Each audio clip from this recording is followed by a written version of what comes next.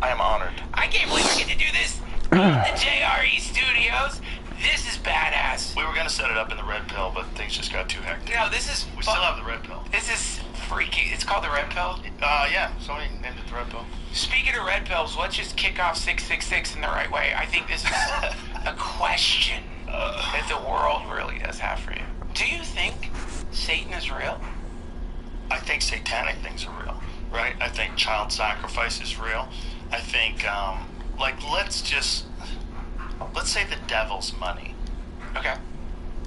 The devil might be money. Sure. And it not necessarily all money is the devil, but the devil might be money.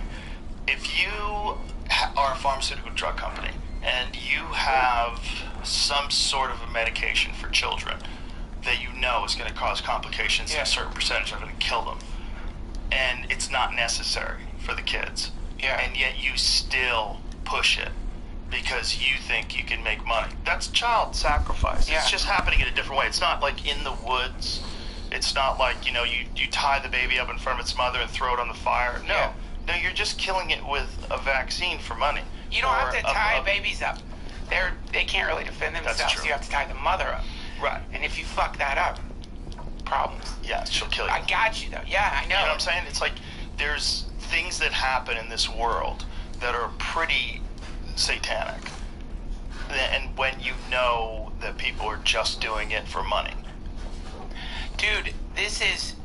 oh my God. He was on your podcast, dude. The guy running the Ibogaine initiative in Texas. Sounds so Rick Perry. I love him. He's great. And what's about Jimmy? Ryan Hubbard, not Rick Perry. Ryan Hubbard. Oh, the other. Ryan Hubbard is also... Anyway, he told me the best C.S. Lewis quote. The banality of evil things. So, when people consider Satan, or, Angel Art is one of my favorite satanic movies. Oh, De Niro killed it. And Mickey Rourke, fucking amazing in that movie. Dude, it's so great. But, there you have the classic, sympathy for the devil version of Lucifer. A kind of gentleman, beautiful, terrifying, uncompromising, right? Or you get the Slayer version of the devil, just raining blood out of the sky, blowing up Christians. Right. But C.S. Lewis is saying, no, that's not what the devil looks like. The devil is boring. The devil actually at the pharmaceutical companies probably doesn't look like one person being like, you know what? How many kids are gonna die? How many yachts does that buy my friends? Let's just do it. It doesn't look like that. It looks like it's modular. It's diffused throughout the company. There's no one person who's like, this will kill a bunch of kids. But there's a lot of little people making tiny little decisions. Right. And in that, the pin thing you push your hand through and you see your hand?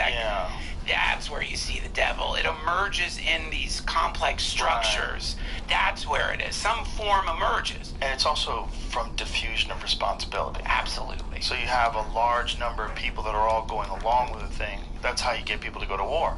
It's diffusion of responsibility. That's it. How can you get someone to get in a plane and fly to a place where they've never been before, leave their wife and child behind, and kill somebody they never met? How do you do that? Well, it's very hard. But you got to get them all to think as a group. You get them all to behave as a group. Yeah. And then you can kind of pull it off. Or you drag them out of their house and tell them you blow their fucking brains out if they don't do it. Yeah. That's the new certain countries. You know what I mean? It used to be certain countries. It's Russia and Ukraine. Yeah. You want to, I don't want to say those countries because I wanted people to just guess. Oh, shit. I mean, I don't know. Maybe there's other countries do. I'm sure other countries do it. I'm sure. Look, they do it. There was the whole Vietnam War draft, when people were fucking running away and moving to Canada because they didn't want our government to force them. Oh, your name got picked. You have to go murder people. Dude, you would go. So I remember. I don't remember which book I was reading. Some awesome book about the '60s and talking about the going in the draft offices. And there would be dudes in there simultaneously shitting themselves and jerking off because they wanted to not get drafted and show that they were insane. Yeah. And then they had to start changing the laws. It's like, go ahead. Go, dude, fuck your own turd. You're going to Vietnam. You know what I mean? And God damn. So to me, but I guess you could say for every screaming conscript being dragged into a van in front of his weeping mother, there's people dragging the conscript into the van. In their minds, that makes sense. They're like, we have to do this because if we don't do this, people will die. So you have to die. Now, this is where it really, like, that fucking cartoon Musk tweeted. The train rolling over all those people. Mm-hmm. Did you see it? It's like a train, it's a meme. A train's running over all these people. And someone's saying, if we don't we can't stop the train from rolling over all these people unless we know the train will stop rolling over people in the future.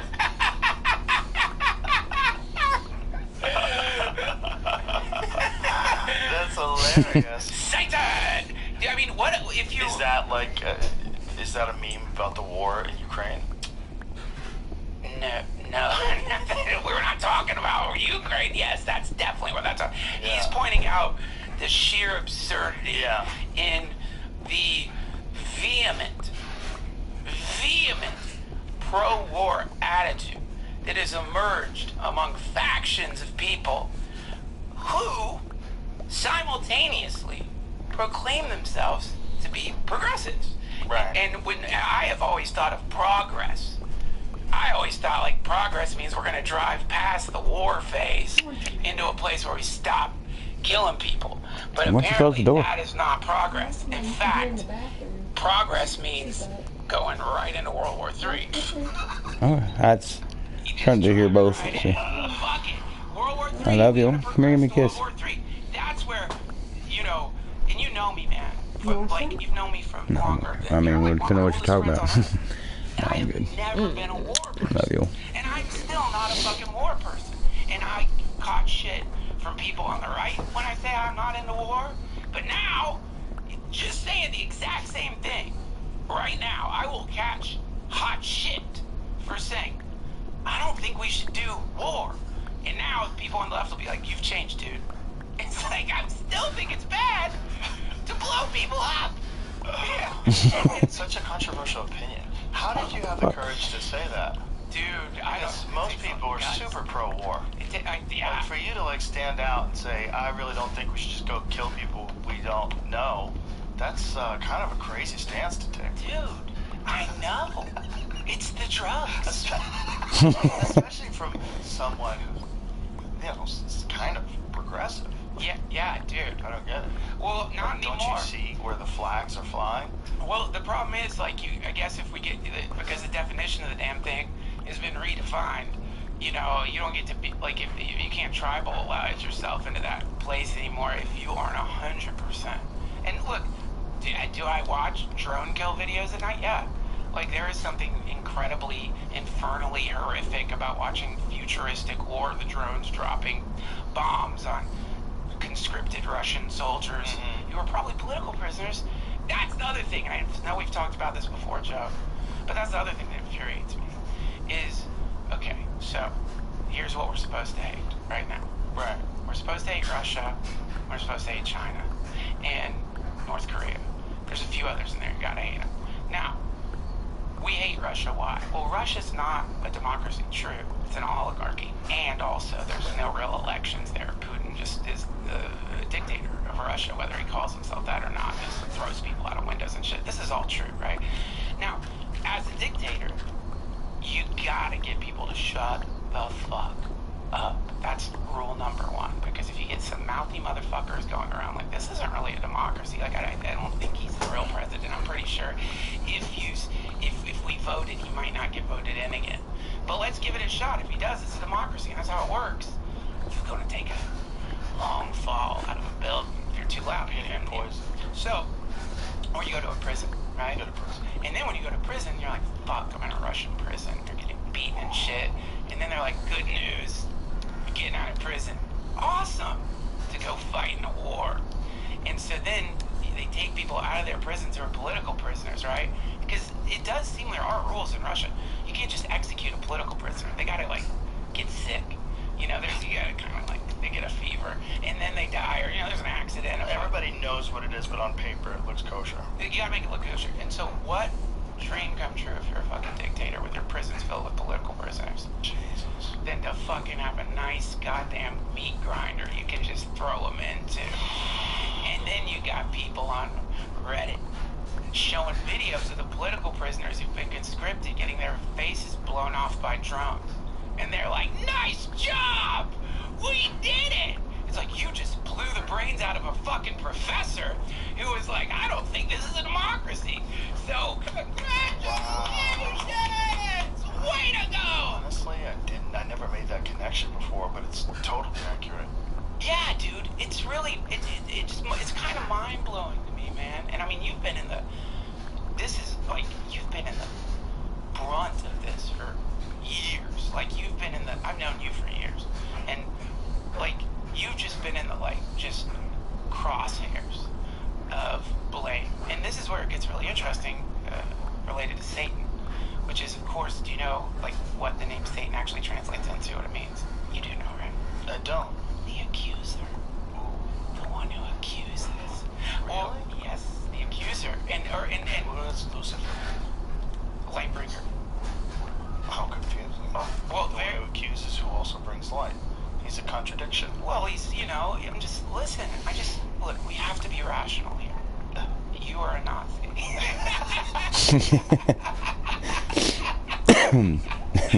I was looking at this wild take this lady had on some subject this morning, which I often do when someone just says something completely wild, some wild left-wing take, and I went to her page. I'm like, what does this lady believe? And right in the header, it's like Elon Musk is a Nazi. Yeah.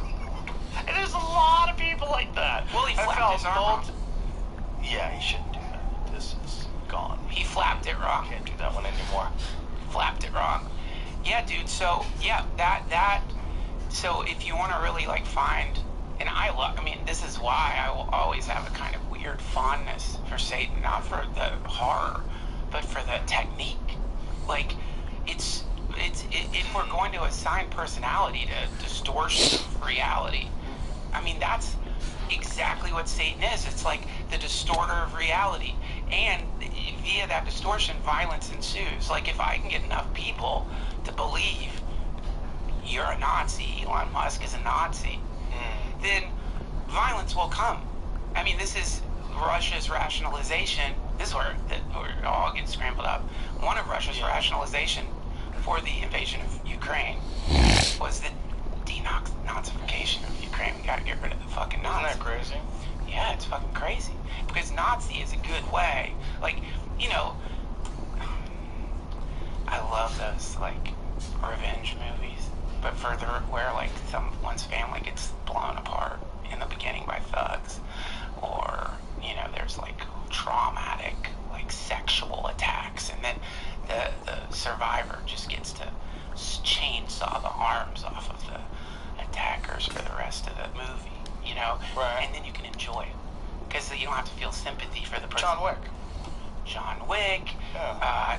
The list goes on and on. Oh, yeah. The Hills Have Eyes. Yeah. And so this is how, if we want to remove compassion, or the very human quality of compassion from us, then you need to create a monolithic villain. And then we don't feel bad. Right. Nazi. That's what you do. Nazi. This is a great quote. Satan's greatest trick was convincing people that he wasn't real. First thing you want to do. If you thought all the things that happen to people, all of the horrors created by people that are forced into this realm through an idea that a person has to act on. Like, if we want to, you don't have to have a tail and be breathing fire and, like, live in a lake of lava. That's demonic. Yeah. Like, people breaking into someone's house and killing the whole family. Demonic. Yeah. Right? That's real. That does happen. Does So happen. something gets into that person that they want to do that. And whether it's a life of other demons getting into other demons and torturing a kid until that kid is a complete psychopath. Yeah. You know, violent, horrifying upbringing, incest, whatever it is. And then all of a sudden, this kid is now 35 years old, a murderer. Yeah. Like, what is that? It's Satan. Satan, like, it's real. It's just not real like in a cartoonish television way of I'm in hell, I'm the heat miser. You know? Remember the heat miser? I'm Mr. Heat Miser. Whatever I touch. Great. I used to love Yeah. Oh, those are great. Those are probably from like the 50s, right? I think like 50, 60-ish, like that stop motion. Yeah. Fucking cool. It is cool. Yeah. Well, you know, this is the other thing which is I love about Christianity, because I mean, if you're going to talk about Satan, you got to talk about Jesus, because Satan is like generally a Western. There are demons in Hinduism, but in Hinduism, the difference is like the demons, it can become saints. Like the demons, you know, like Ganesh, he rides around on a mouse. He can shrink, get him the elephant god. He can shrink very small, and he has his mount is a mouse. And the story behind that is that the mouse was a giant fucking demon, and Ganesh got sent to take care of the demon and sat on it. And the sheer weight of this massive elephant god made it so the demon couldn't get out from under him. And I think they sat there for like thousands of years until the demon like submitted and became Ganesh's like dearest associate, and then was like just right around on me. And so, you know, it's obviously, you take it literally, it's a cartoon, but it means a lot more than that. The mouse is the symbol for, like, it used to be, if you, and it still sucks if you have mice in your apartment or your house, but it used to be if you have mice in your farm, it was eating your grain, it would pollute everything, it was pestilence, vermin, famine. And so Ganesh is the bringer of good fortune. And what does he ride? The thing that represents bad luck coming to you. And it's brilliant. And so, but the point is, in those cultures, the bad thing actually is the vehicle to the good thing. And whereas in the West, you know, just Satan is unredeemably fucking evil. Like, there's no way that motherfucker, you know, you can't think about, well, who made Satan? Right. You're not supposed to ask that. You can't think about who made Satan, because obviously if there's a God that made everything, God made Satan, and then you have to be like, is God omnipotent? Right. Why did he do that? And then you're like, so God is that... Why doesn't God put the brakes on that? And is there a difference between God and God's creation? And then that means Satan is actually a puppet that God puts on his hands. And then that's where you get into, and this is what I want to bring up with you, man. AI, to train an AI, do you know what they have? What? The antagonist network.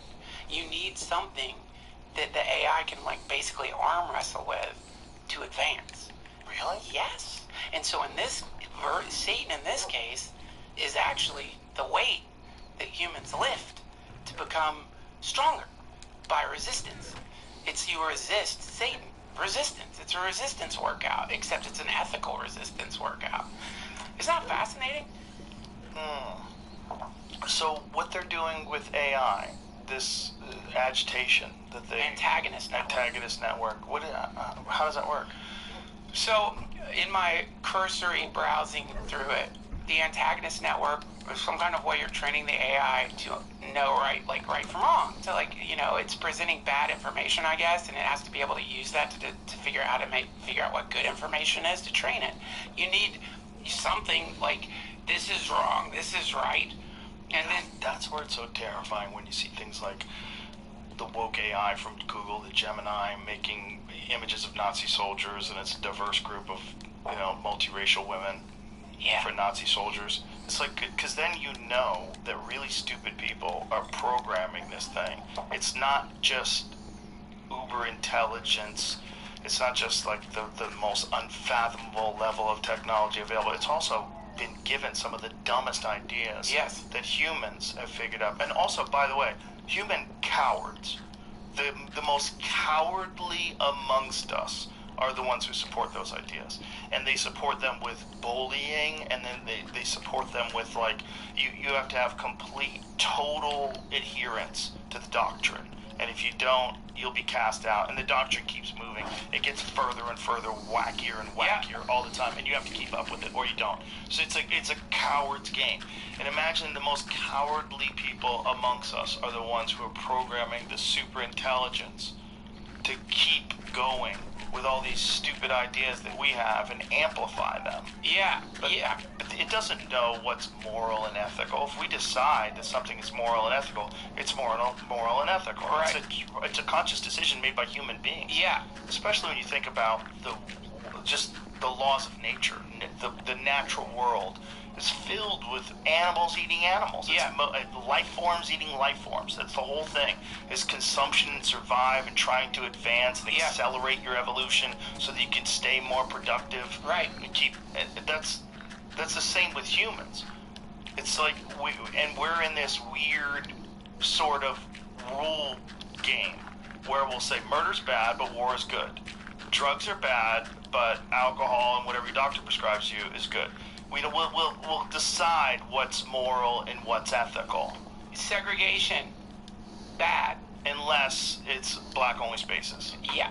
And then you're okay. Yeah, and so that's where the math starts falling apart. Yeah. And then if you do get into, like, I don't know how you, like, he was so brilliant, like Orwell's, like, you know, brainwashing was, what was it, 2 + 1 is 3, 4. 2 + 1 is 4. No, it's not 3, it's 4. It's 3, 4. Shock him. And then, like, you know, if you can start, like, getting the person you're trying to condition to accept the distortion. Yeah. But most importantly, to subvert their rational mind. See, that to me is like, I don't care what the fuck it is. It's like, if I can get you to ignore your rational mind, then I can control the shit out of you. I just gotta get that fucking thing that tells you something seems off here to shut the fuck up in you. And for you to recognize that thing as antithetical to, like, the future of humanity. If I can do that as Satan, Yeah, I know. I've won the day. You know, because if I can make you, then because I've turned you into a confused fool. A confused fool. And a coward too, because you didn't have the courage to say, no, 2 + 1 is 3. I don't care how many times you shock me. And you can do that with almost anything. Anything. And, you know, I was watching, there's a post on Matt Walsh's Twitter about an article. I think it was from the Times. But the title of the article was about white men. And he had a really good point. Like, could you imagine if someone made a similar article and made it about women or black women or black people? Yeah. Like this idea that it's okay to make an article like this, just completely generalizing. Can white men finally stop complaining? This is the Wall Street Journal, that's what it was. So look at this. For 50 years, we've been hearing from men who feel threatened by the gains of women and minorities. Now that the manosphere is in charge, the victim mentality has to go. First of all, really? Who's feeling threatened by the gains of women? Is that a common theme? And we've been constantly hearing about that for 50 years. And minorities? Is that really a common theme? Maybe they mean weight gain. What does that mean? But look at this. No mainstream publication would ever in a million years publish an article titled, "Can Women Finally Stop Complaining?" ? Or can black people finally stop complaining? It's true. It's a kind of open contempt that can only be expressed towards one demographic group and no other. White men have simply had enough of this, he's saying. So he's speaking up for all white men. Thanks, buddy. Well, how about my 3-year-old? That would work there. Can my 3-year-old finally stop complaining? Or, you know what would make that a good article? What? Can everybody finally stop complaining? Yeah. Suddenly, that's a great fucking article. That's a great article. And a useful article, I think. Yeah. But when you start doing that, then what you've done, and dude, I mean, I texted you about it because I love this Martyr Made podcast so much. This is really good. He really, like, keeps pointing out this tendency in humanity to single out some group. Yes. To make the enemy. The scapegoat, yeah. And so, once you do that, then there's this purgative effect that happens for the culture. So first though, you have to have a general sense everything's wrong. Well, everything's kind of fucked up. Okay, everything's kind of fucked up right now. Eggs cost too much. The fucking housing market's fucked up. Everything's topsy-turvy. Things are weird. Drones everywhere. we just experienced something and we still are. The imminent possibility of a nuclear holocaust is closer than it was in the 90s, at least. At least it feels like that. Right. So something's off here. Okay. Now, what could it be? She had me come in there. We'll go ahead and do it, warm it up for her. White men. So let's get rid of them. And then he makes this really brilliant point, which is like, if we could push this to its, the conclusion that successful dictators push this sort of thing too. What do we do? I mean, it's like, man, listen, the manspreading and mansplaining ain't funny anymore. We're gonna fucking start arresting you motherfuckers. We start scooping them up. Right now, there's allies out there. We're gonna leave them. They can still be okay. A few of them might actually accidentally get burnt in the purge. But then what happens is the coalescing of all the other people who have bought into, it's obviously white men, they now experience harmony. They're working together suddenly. It's like, yeah, you're black, you're Chinese, but you're all women. And if you're men, you're not white. And in that collaborative mutual activity, a real community emerges. And once you've burned out all the white men, or as many as you can, there is a period of peace. This is all from his podcast. It's showing you it was the white men, but it wasn't the white men. It was that you guys all worked together ladies worked together to make this happen. Yeah. You guys experience the harmony of war, which is the greatest tragedy of war, is the camaraderie, the opportunity for heroism. And so this bullshit that's happening right now, you just gotta follow it all the way upstream. If you ask me, and ask yourself, if you're an offended person right now, just getting your fucking typing finger ready for my subreddit. Just ask yourself if your views lead to peace. Or if your views lead to disharmony, ultimately. And if they don't lead to peace, if there's some anger in you or contempt or fear, then it might be that your view of things isn't in line with what you think your ethics are. That's all. And that creates a lot of internal problems for people. We want the math to work out inside. Well, I also think that groupthink was enforced during the COVID times in a way that, if you're a 40-year-old man, it's more than a tenth of your life. So more than a tenth of your life, and the most recent part of your life, and the time of your life where you felt the most vulnerable, so you're probably the most susceptible to picking up traits and opinions and ideas. That time is the most recent and just passed, and there's so many people, because of that time, that became very compliant. Right. And less likely to question any narrative. Right. And just kind of scared for stability in things. Yeah.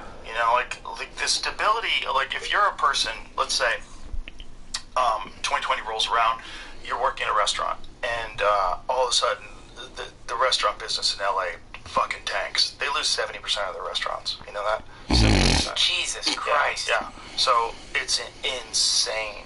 In the year and a half when everything is fucking completely closed down, and toilet looks nasty. And now you're on food stamps or whatever, and you're trying to find a place to live, and you're trying to find some sort of another job, but there's no food service job. And then finally,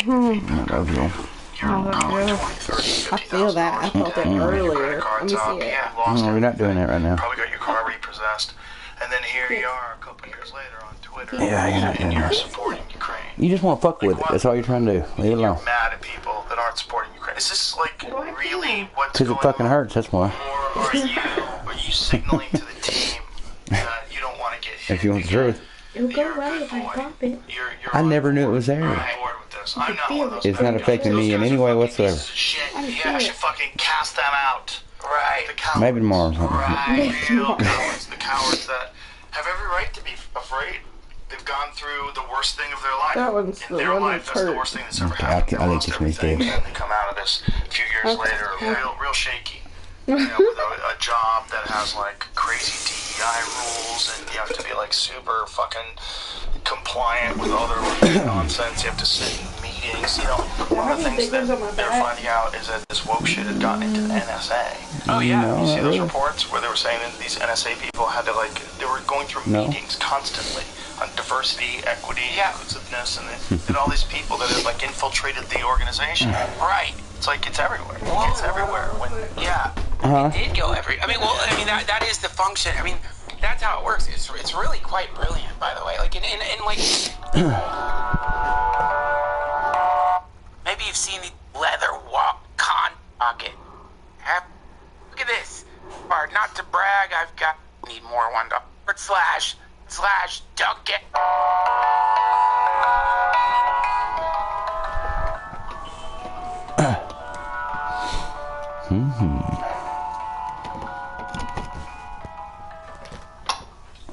You know, when I look at that stuff, I really do see a little bit of a malefic, satanic distortion in it. And what's kind of infuriating for me is that via execution of this utopian vision, they have ruined some really good words, like diversity. That's good. That's good. Yeah. That's good in any biome. That's Right. good. Equity, fuck yeah, that's good. If I'm like, we're playing Monopoly, I don't want you to start with more money if we're playing some game. Equity's good. How could that be bad? equity in the company's good. You work hard for the company, get equity. Equity is good. Yeah. Fucking inclusivity's great. It's Why would like, that be bad? dude, trust me. Yeah. You think I got picked first for sports when I was in fucking high school or no? But I liked it when I got included. It felt good. These are good things, fundamentally good things. But because the way these things have been imposed, spoken about, there's a gun behind the back, right? It's like, you better be fucking inclusive, motherfucker. There's a gun. Now, that gun might not literally be a gun. That gun might be, like you were saying earlier, your job. Yeah. You want to be fucking included in this group of creatives? Then you better be inclusive, or we won't include you, motherfucker. And so then all of a sudden these words, the importance of them in any conversation about how to make the world good and how to like just have a fun time, mentioning them at all completely makes at least like half the country cringe, because they think they're about to get a corrective ear beating. They think they're going to get talked down to. They think they're going to get like lectured. They think they're going to get this implicit sort of messaging that you're a bigot and I'm going to fix you. And no one likes to be fixed. And so it's created a Pavlovian response to words that are like an implicit part of humanism. And that is, if you really want to get into, like, if I was Satan, let me take the actual words that you would need to sort of articulate a possible version of the world that's less fucked up. And let me make it so just the utterance of these words makes people think you are aligned with a group of people that don't have good intention. Now linguistically, you've removed from the lexicon crucial, like, it's like taking numbers out of math. You can't even say it anymore. Right. You have made it so diversity, equity, inclusion, most people when they hear that shit, they're like, God damn it. Isn't that crazy? It's awful. It's awful. And it's sad. Because, you know, Ram Dass always used to talk about waking up. You gotta wake up. Every moment of your life should be to wake up. Like, Well, that was the original meaning of it. Yes! With black people. It was an African American saying. It was theirs first, and white people ruined it. It was theirs first. they used to talk being woke was being aware of what the fuck is going on. I mean, you know, Which was a great thing. the word gets used. It was a good word. The classic story, Buddha, post-enlightenment, walking down the road. Some people run into him. He's just like gained pure realization. He's an enlightened being. Radiant. You know, he's like, no one's ever seen anyone like this before. There's something about him that's just fucking crazy. And they're like, what? Are you? Are you an angel? It's like, no. Are you a god? No. What are you? It's like, I'm awake. woken up from the sort of habitual configuration that most people call their personality and gain true liberation. And so again, that's a great way to put it. Awake. No, the habitual configuration. That's it. It's just a set of habits that people say is me. Right, and you throw them on because they're comforting. You don't even know you've thrown them on. They're more insidious than that. It's so. When you think about the way you move your hands, move your, everything. Huge. I can't do a Trump impression, and it's hard. Why is it so hard? It's a weird voice. What is it? He just has a way. I don't have a good one. That's not bad. I don't have a good one. I have to listen to him, and I can kind of get it. But Shane Gillis has got it dead on. to rights. Dead on. Yeah. You know who's the best impersonator who doesn't get nearly enough credit? Yeah. And maybe one of the funniest people alive? Kyle Dunnigan. Yes. Yeah. Kyle Dunnigan. His fucking impressions are so good. So good. They're so good. They're crazy. Yeah. And then when they're not good, they're so preposterous that they're hilarious. Yes. Like when he does Caitlyn Jenner, it's not like the best but it's so preposterous. Yeah. It's hilarious. I think he doesn't get nearly enough credit. Dude. Something about him, whatever level of the spectrum he's on, that doesn't knock up with people. His fucking Instagram is some of the funniest shit that's available online. I know. People need to check out Kyle Dunnigan. What the fuck? What the fuck, people? What the fuck? He's so funny on Kill Tony, too. Dude, the impressionist? Yeah, oh my god. Isn't it creepy, though, when Bill Maher's amazing. It's creepy, though, when they do it to your face. Yeah. And like, they're really good at it, and you kind of feel like they stole your soul. Like, they shapeshift into you. Oh, like when they do a version of you? Yeah. Who does the best Duncan? Well, it ain't hard to do, is it? Like, every time everybody does something right. Hey, man, that. Hey, man, that. Yeah. Jeff Richards does a really good impressions, dude. He's done it to me. But here's a crazy story. So Chogyam Trungpa Rinpoche, great Buddhist teacher, controversial Buddhist teacher.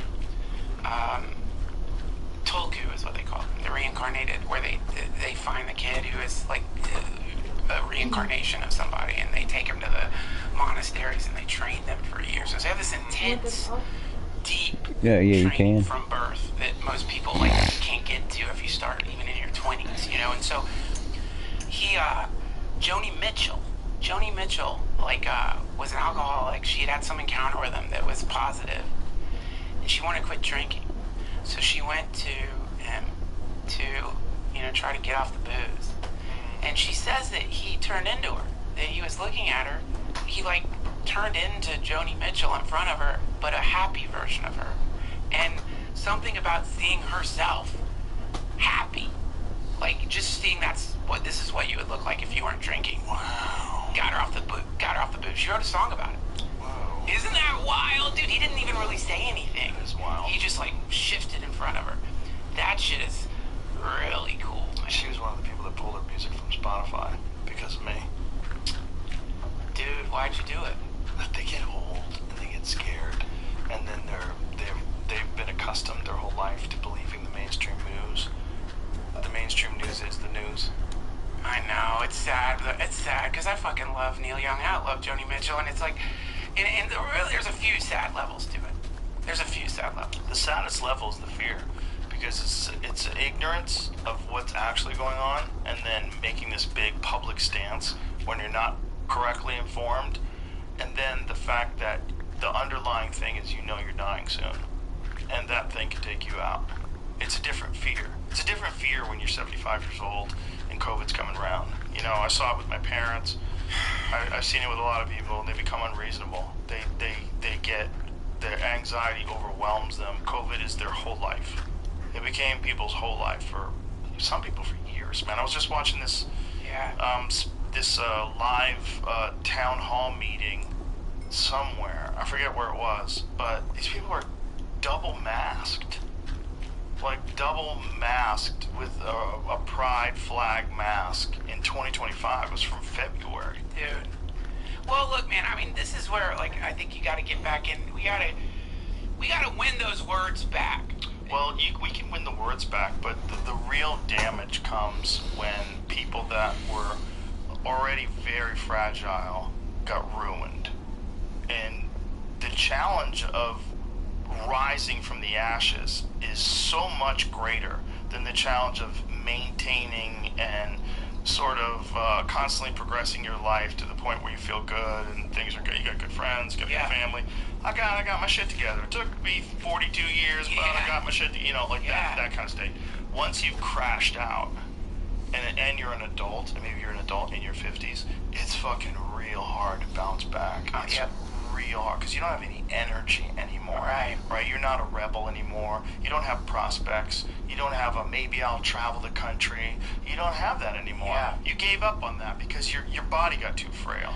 Dude, what I think's fascinating about you is that, when you're talking about that, when you're making a very accurate description of, a group of people, not just the old either. I mean, a lot of people with young bodies have crashed out too. Oh, yeah. And, someone who has been singularly attacked, and people have tried to destroy your life multiple times, ruin your family, really destroy you. They'd be happy if you were in jail. They'd be happy if you died. They'd be happy if you died. There would be a lot of I'm not going to ruin your joke. You have a very funny joke about the COVID vaccine. It's so fucking funny. But when I see you describing it, there's no anger. There seems to be compassion. And there isn't a lot of people after going through the shit that you have, just for being yourself, would be bitter. They wouldn't be saying they're old. They wouldn't be saying it in a way that is maybe a little too descriptive, but there isn't any kind of malice. Yeah. And so to me, that's really interesting about you, and I wish. I think that must be a little off-putting for people. And if people like Joni Mitchell, instead of just being all right, take my music off Spotify, where are my cigarettes? Or call him. Will he talk to me? What's he like? Who is this dude? Right. And then talk to you. Then I think they would realize they already have met people like you in the 60s. They've met people like you who came on the scene and made positive changes.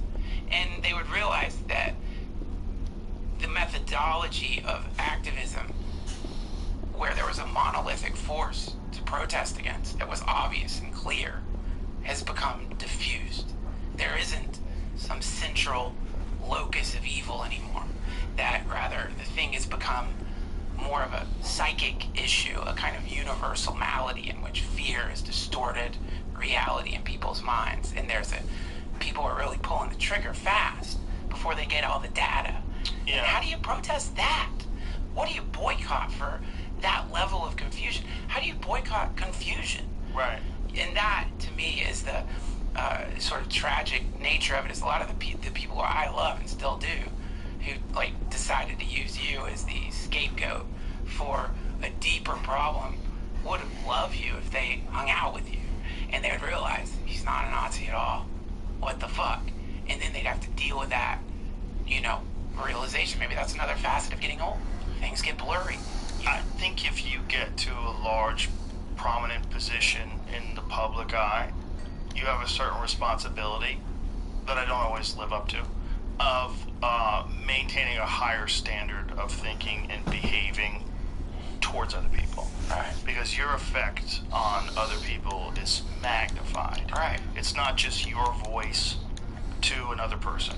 It's your voice to millions of people. And if you're talking about a specific person, it's even if I get mad, the people that I get mad at to this day, that I get mad at currently, are current propagandists who also have the same sort of ability. I don't attack people who don't have the same ability. If I attack Don Lemon when he's on CNN, Yes. that's a person who has the exact same platform, the exact same ability to spread things out and have them become viral and publicly and have an impact. Maybe not as big of an impact, but big enough that I'll attack you. Right. Because I'll just attack the preposterousness of you being a voice of reason, because it doesn't make any sense, and then I'll expand. I'll expand on why I think about the way I think. Yeah. But you can't carry hate around in you. It doesn't help you. It only fucks you up. It doesn't do any good, and you don't have to. People will tell you you have to. You have to be angry. You have to get your revenge. You don't have to. That's not true. You don't have enough time. There's not enough time in this life. You shouldn't waste time on things that you don't want to be engaged in. And one of the big ones is conflict. When I see people engaging in conflict online, let's just talk about the comedy community. Yeah. It is almost exclusively people who have a voice who are not as successful as some other person they disagree with. Yeah. Coincidence. Just a coincidence. This is another person selling out arenas. Just a coincidence this guy has giant movies. Just a coincidence he has the #1 special on Netflix. Right. Whoever this person is you're attacking currently. Yeah. Just a coincidence they happen to be killing it. Yeah. Just a coincidence. Yeah. Just a coincidence. I don't like the way they do something. Yeah. I don't like this thing. Yeah. You know, they make me feel bad. Yeah. Because here's something that people need to recognize about successful people, and it's one of the reasons why successful people have a greater responsibility. When you see a successful person, people are competitive, they compare themselves to that person, and they feel bad. When you feel bad, you think you feel bad because that person's bad. That person's done something. Right. But really, the bad is, I wish I was Matt Rife. Right. You know what I mean? I wish I was selling out arenas. Yes. I wish I was doing this. And I'll find something wrong about his success and wrong about his approach because he makes me feel bad. Right. That's why they do it. Right. Which is why I don't ever attack someone who's not doing as good as me. Right. Or I don't attack anybody unless they attack me first. Right. I'm not interested. I'll talk some shit, but I mean it with fun and kindness. Even if I'm talking shit about somebody and they get offended, I would always apologize. Yeah. I'm sorry. I didn't mean that. I'm just talking shit. Yeah. You had a couple of drinks. Yeah. Right. Sorry. I love you. Yeah. But genuinely. Like I genuinely do. I know. There's no room for hate, man. There's no time. It's not good for you. And when'd you figure that out? over time. I don't think there was a day that I woke up I figured it out. But there was a slow progression of realizing. One of the big ones that I realized when I was 21, I was doing stand-up at an open mic, and I went up and I did really good, and I was hoping the guy who went after me bombed. And then I remember thinking, what a bitch-ass thought that is. Yeah. And I realized that this was like sort of the same feelings that I dealt with in martial arts competition. In martial arts competition, when I would see somebody really good, I would hope that they would get knocked out so that I didn't have to fight them. Right. You know, like, oh, I hope this guy gets knocked out. So I don't, because like you'd fight like multiple times in a day. Yeah. I'd be like, I hope this guy gets fucking head kicked so I don't have to fight him. Yeah. I hope he fails. Yeah. And then I realized that that is, not only is it doesn't help at all, it's, you don't respect yourself when you think like that. You don't feel like a warrior. Right. Which you cannot be a warrior unless you think and behave like a warrior. Yeah. You won't. If you fight someone who's really good, if you get to a point where you're really good, you fight someone who's really good, you better be all in on this thing you're doing, because if you're not, they're going to be. And if you have any bitch in you in the way you think, bitch in you in the way you behave, you know, if you've got something about yourself that you don't respect, it'll come up when you're hurt. It'll pop up when you're tired. Absolutely. Yeah. Yes. And so I had already applied that in martial arts. I sort of applied that through Miyamoto Musashi and, you know, reading books on psychology and sports psychology and having really good trainers who had competed before. Like one of my main instructors, Michael O'Malley, was a multiple-time national champion and it's just fierce competitor. Yeah. And he like, you know, instilled in me how to be a fierce competitor. Yeah. But that, when I really realized in comedy, I'm like, oh my God, I'm hoping other people fail instead of being inspired by them. Right. Instead of when I see someone better than me going, oh my God, I gotta work harder. Right. I gotta get better. And so I'll remember the day when that happened, man. I was 21 years old. I was at Nick's Comedy Stop. I remember the day because I remember it was like an aha moment, like, oh. Yeah. Not today, Satan. I was like, not today, Satan. Not today, Satan. Yeah. So from then on, I became the opposite. I became a supporter of comedians. And I said, no, the way to do it right It's just everybody work hard together and all build off of each other and all help each other, and then be happy when your friends succeed. Yeah. Like, instead of saying, like, I had a friend of mine who's an actor. By the way, I'm sorry to do this. I don't mean to ambush you, dude. Go ahead. But you do know you basically just quoted Hitler. How so? That's what Hitler said. What is that? If you've not read Mein Kampf, I'm sure you have. I haven't. I'm just kidding. Hitler didn't say any of that shit. What part did Hitler say? What part did Hitler say of that? I had a buddy of mine who was an actor, and he got this part. I think it was in a movie. It was a good, good little small part. He was real excited, and his girlfriend started crying. And she said, "When is something going to happen for me?" God. That was her response. By the way, they were like early 20s. I think he was 24 or 25. Big old handsome man. Jesus, dude. That's so dark. I think about that guy sometimes because I was on a show with him one day, just bit part on a show, and I was like, this guy's gotta be a movie star.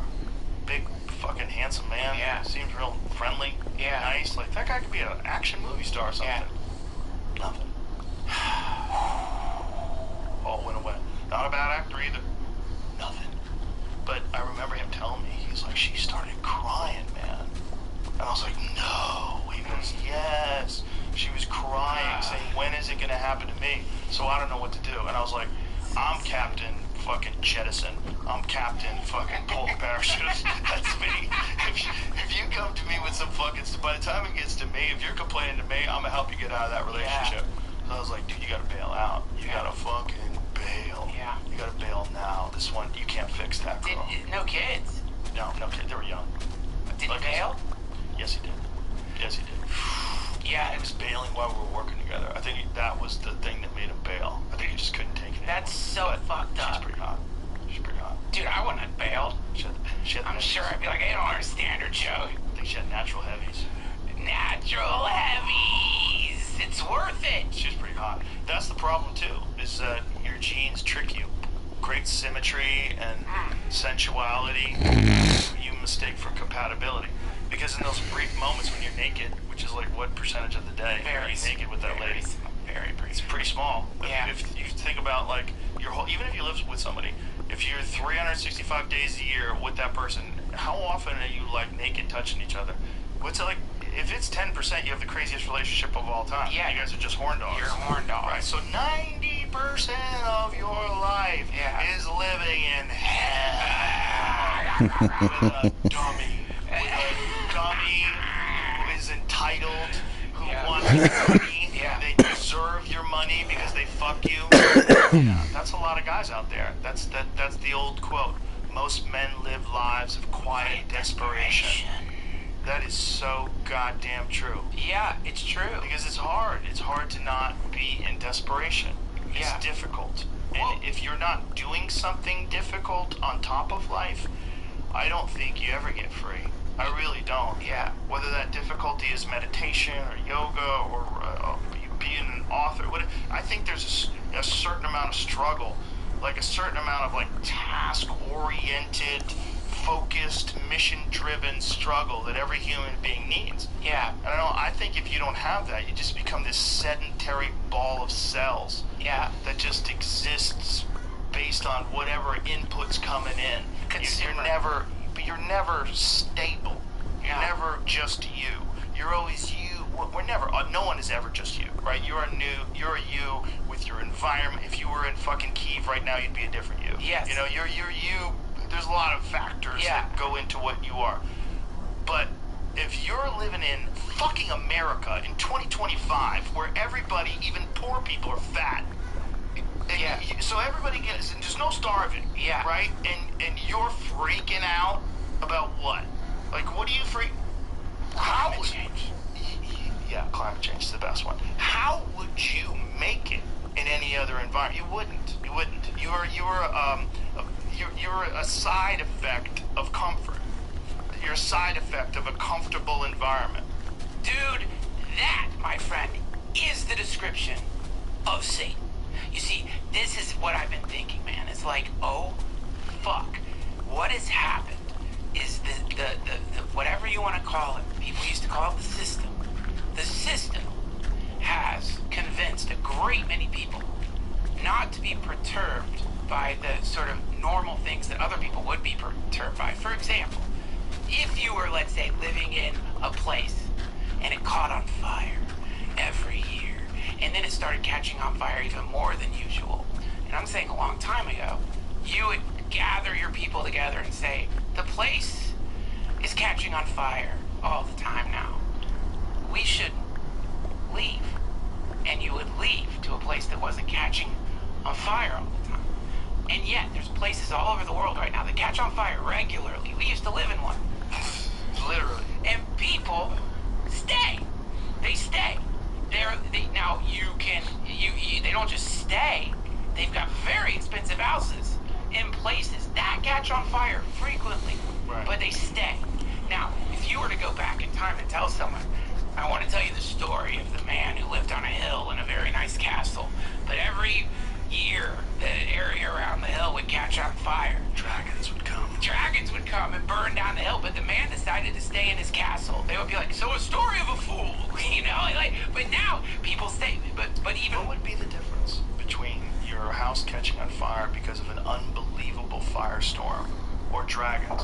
Wouldn't an unbelievable firestorm like what consumed the Palisades be more terrifying than a dragon? Theoretically, it'd be easier to take out the dragon, you know, with big fucking arrows. Yeah, they get them sometimes. They get the catapult, they fucking launch it at Take them. it out. They get the giant crossbow, they shoot the bolt through the dragon's heart. It's a dragon made of a bad combination of things. But what I'm saying is, but those people living in that place, you know, this is a very common thing. I was watching the, what was it, the Oscars last night?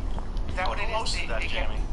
He did great. Conan did it? Oh, Dude, that's great. Oh my He's God. a perfect host for He something. killed it. It was so funny and silly, but That's great. you know, inevitably this is someone who is receiving like the highest honor for a fucking great film they made, surrounded by probably just the perfume alone in that place is worth $1 million, inhaling wafts of like foie gras farts.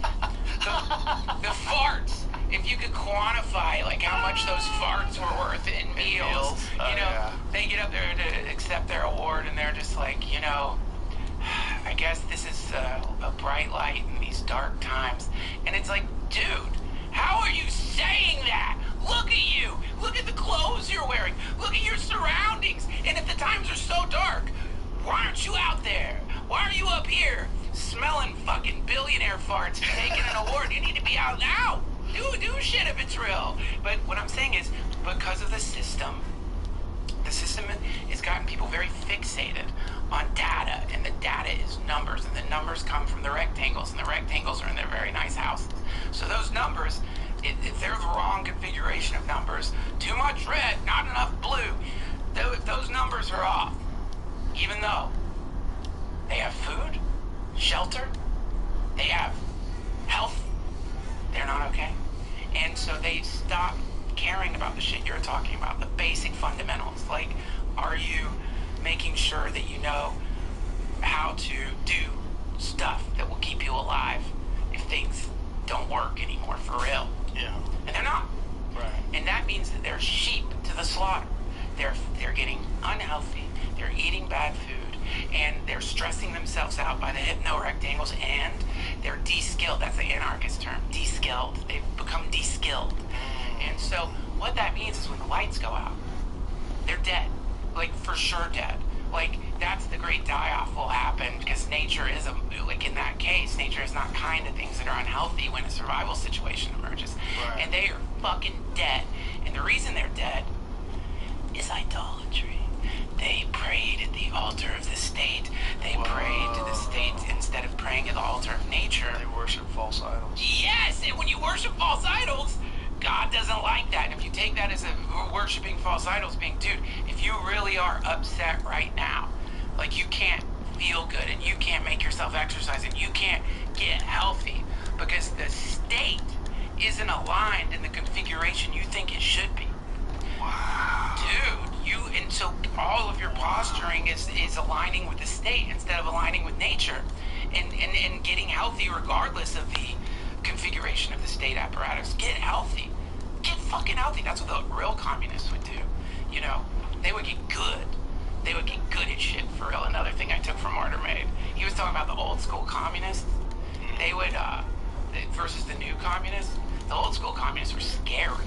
Like, they were scary. They would go in the factories and, like, first of all, just to get in the Communist Party was hard. It was underground. So if you finally met the communists, you'd be like, dude, what do I quit my fucking bougie job? Like, You ever see Peaky Blinders? no. Yeah, a big part of Peaky Blinders. It's a fucking great series, by the way. I'll check it out. It's fantastic. Cyril Murphy is the head guy. You know that guy from Oppenheimer? Okay, yeah, sure. He's amazing. He was in 28 Days Later, too. That guy's amazing. He plays this gangster, and they run factories. They have gin factories. Yeah. And, you know, they have uprisings. It's a communist party. And they you know, his fucking sister, spoiler alert, is a communist. Yeah, and you get it, and you see that, and they're kind of right. Back then, they're right. These people are treated like shit. They're abused. These are the rebels. These are the rebels that want a fair wage, and you know they want food on the table, and they want to be secure. And these greedy fucks are working them to death, and then I mean, there's riots, and people get shot and killed because people don't want to pay more money. Yeah. Yeah. Well, that was the idea was, at least according to this podcast, is that they would say, don't quit your job. Go into the factory and become the best worker in the factory. Learn everything, but make it so that when people find out you're a communist, they associate communism with being fucking powerful and good, and then quit. Get a whole fucking trained team of industrialist communists in your factory that are making, now it's making tons of money. Yeah, boss, I'll be in late, no problem. One day, they don't show up. That's communism. That's fucking powerful, dude, and really disruptive. So, but what you're saying is, and you know, and thank God you don't have a central message. You know what I mean? But one thing, listen to it. yeah. Well, you know, but one thing that you do, like, if you do want to sort of like come up with like an antagonist network that is a distortion machine, the shit you're talking about is transcendent to the state. It doesn't matter who the fucking, you know, who the president is. You can do push-ups. It doesn't matter who, what laws have been passed regarding access to hormones. You can do sit-ups. It doesn't matter. There's a fundamental sort of freedom within even perceived constraints where you can start getting really strong and healthy, and even those constraints make you stronger via resistance. And so the thing that you talk about, I think it does threaten, if there was a personality to entropy, it's a threat to that. You don't want people to feel like they can follow an internal compass towards some better life. You want them to feel like the compass should be the state. The compass should be the eye on top of the pyramid, not what's in your heart. How can you be happy when people are dying in Ukraine? You can't. Right. You can't Right. be happy. How can you be happy when we're climate change war right now? Powerful SSRIs. How dare you? You can't. Powerful SSRIs. How can you be happy when people don't get access to powerful SSRIs? You must be. How can you be happy when children can't get castrated if they want to be? Dude. How can you be happy without gender-affirming care? You can't be. You can't be happy. So you never leave the grasp of the state. Or what? You never yeah. exist. You never have personal sovereignty. Or the zeitgeist. You know, I mean, Yeah. I say the state as a lazy term for something I think is sadly more diffused in the culture. I don't know what it is. It's some kind of like spirit, but I just always like, it's just good. You know, like when you're talking about like that bitterness you feel at the success of others, which if you're a comic, you have felt that, and if you say you haven't, you're a liar. You're a liar. You're a liar. But that you either realize how bad that feels. That's like having an infection. It feels so bad. It feels so gross. And It is an infection. you either realize that, and it's not like you can change that all at once, by the way. But you just realize, oh shit, that's not a good Right. That's not a good... If I continue to feel this through my whole life, I'm going to get bitter and shitty. That's important what you just said, too, that you can't fix it all at once. No, you can't. No. You can actually... Well, this is sort of in Buddhism, the idea isn't to fix it, in fact. The idea is to acknowledge it. The idea is to just accept, yeah, that's part of you, but it's not all of you. So that there doesn't become you're not at war with yourself. Well, also, if there's a part of you that you don't like, is that really you? Like, when that thing comes up, you don't agree with that thing, but it's like there's extenuating circumstances that led you to think and behave in a certain way, and then you were deeply disappointed in yourself. So when you look at that, like, is that you? Because you kind of rejected your acts and your thinking and your speech. You are like, oh, why was I such a cunt? Yeah. You are like that. You're saying that. So, like, is that you? Or is that a thing that you found yourself to be vulnerable to getting out of character? Right. Because you face something that's extraordinarily annoying, extraordinarily stressful, whatever it is that caused you to act out of character. That's not what you want. That it's not in a line. So you have to learn the feeling of that, how it sucks, and then hopefully you remember next time you hit a heightened state of annoyance. Hopefully you remember. Right. And you keep your shit together. I mean, the next question, it would be, okay, well, if there is something within yourself that you like, is that you? Right. Well, I think if there's something within you that you like, you probably like what that thing is, in terms of, like, is that thing love? Do I like when I really go to, like, see a film that I enjoy and I love it, I'm a movie fan? Yeah. Like, that's not me, but I'm getting love. I'm getting something. I'm getting entertained. I love that. Yeah. When you hear good music, when you see good comedy, there's love, right? You're in it. You're like, this is amazing. It's an overload experience. Your senses are overloaded. You're experiencing something that you love. If you accomplish something that was very difficult and you realize, like, wow, I put off gratitude. I delayed gratification. I put off all the things that I wanted to do in the moment for things that I wanted in the future, and it paid off. Yeah. So I know that this very complicated puzzle is solvable. Yeah. Like winning a game of chess. Yeah, it's really a moment-to-moment sort of thing, you know, and like that, oh God, that bitch that you're talking about that lives within all of us and takes long naps. Conquer your inner bitch. That is, that bitch thing, it's really interesting, and I think when you're a parent, you discover this part of yourself that you didn't even know was there, maybe, which is really steel. Like, you know, I think if you're a martial artist from a young age, you encounter it sooner, but you realize there's this part of you that's like, and because there's no choice. The baby's up at 4 a.m., you're tired as shit. What are you gonna do?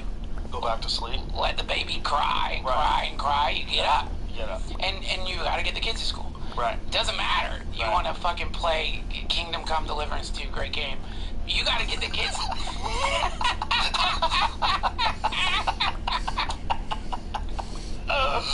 You know, but you discover this thing in you that seems to be impervious to the compulsion of what you call the inner bitch. You discover this thing that's like, yeah, I'm just gonna do it anyway. And every time you act on that thing, that's when a real shift starts happening. Like, because you develop character.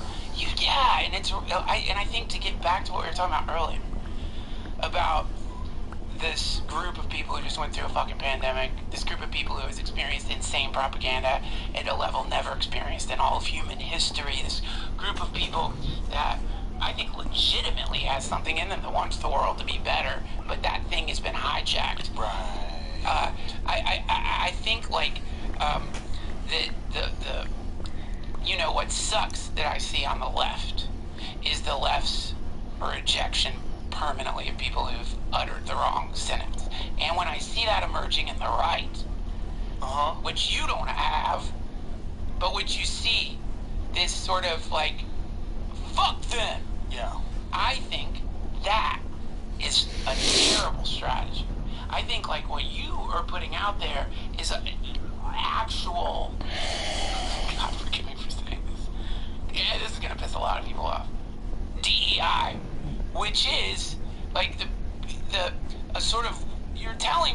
listen, I don't care who you are. A lot of times what you've done to me. I don't care you tried to cancel me. I don't care. And it, like, but here's something I figured out. Try it out.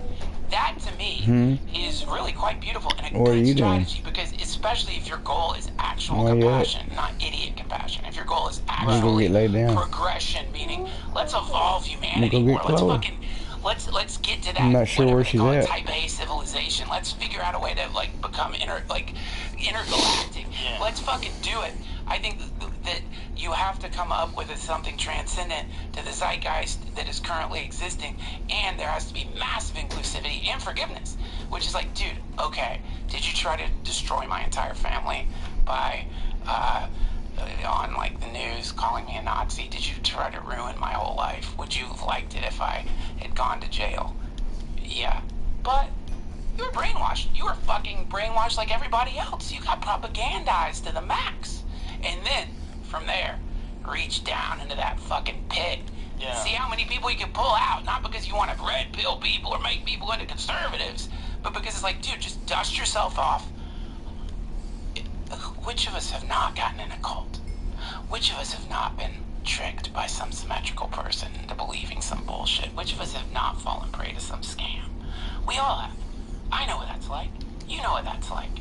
It's like, and to me, that's sort of the general open-heartedness that needs to be in the world across the board. Across the board. Yeah, it's Christianity. Praise Jesus. Praise Jesus. It really is. It is. Christians are some of the most forgiving people I've ever met. Like real Christians. Isn't it beautiful? Yeah, real Christians are beautiful. The ideas are beautiful, and they're applicable to your life. It'll make your life better. But you get better the more you struggle and the more complicated situations you face in your life that require deep thinking and objectivity and character. Yeah. The more you encounter moments where you need character, the more your character develops. Yeah. And there's just too many people that took the first exit on the road to character and just, got an apartment. Yeah. And that's real. And that's a lot of people. And they don't want to admit that. And they're very vocal about it. Some of the most vocal people online that are complaining all day are, forgive me, losers.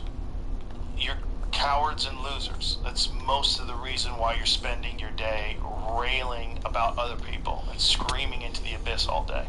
You haven't done what you want to do with your life.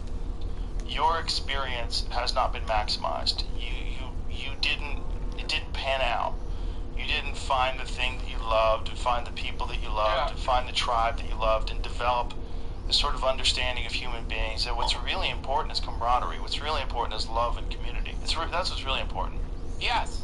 And the idea that half of the country is supposed to be your enemy is one of the dumbest scams that anybody's ever pulled off on anybody. Yeah. We're supposed to be a big community. Like if you're in a neighborhood, so let's say you live in the woods and there's only 4 houses in your neighborhood. There's just 4 houses. You gotta be friends with those guys. Yes. I know Barney over there is a big drunk and he likes to shoot his guns, but just tell him don't point it at the house. And let's get friends with Barney. Yeah. And hey, maybe I can help Barney get rid of that stump. Yeah. Maybe I can, bring my truck and latch a line to the stump, and maybe he can dig it. And maybe Tom's got some dynamite. We can get that stump out of there for Barney. And we'll all work together because Tom won't talk to Barney because Barney's not vaccinated. When people, that's one of the things that I find that this behavior erupts far more often in large population centers. It's because people become a burden. You appreciate people when there's not as many around. Right. And there seems to be a direct correlation. Like, there's bad people in small towns, don't get me wrong. There's just shit. There's people that just got a shit roll of the dice in life, and life has been fucking them over, and they're in and out of jail, and they happen to live in a small town. But there's always going to be a percentage of people whose lives are fucked. Life is not fair at all. Yeah. But the less of you, the more you appreciate the good ones. Right. And I think it's one of the most beautiful things about Austin. It's really like the perfect size, where it is a city. It has all the things you need from a city, but it's not too big where people are really in the way. Yeah. In Los Angeles, you could lose half the people, and people would be like, great, now I can get on the 405. Dude, I mean, that was one of the coolest things about that quarantine. Remember when the air got clean because people weren't driving? All of a sudden, it's like, man. It smelled so good. And you could get anywhere in 20 minutes. It was insane. It was like Austin for a second. I mean, that was a real... Ian Edwards has a great joke about it. What? I don't want to fuck it up. Oh, don't fuck it up, He might put it on special, but it's a really funny joke about driving around during the pandemic. Oh, the best. The best. Yeah. Dude, well, you know, man, to me, I have to ask, this is the last question. We are running out of time. I know we have a hard out. This is I don't have really. But you know, okay, like an hour. Then let me ask you this. Okay. It's a difficult question, but I'm very curious about this. One,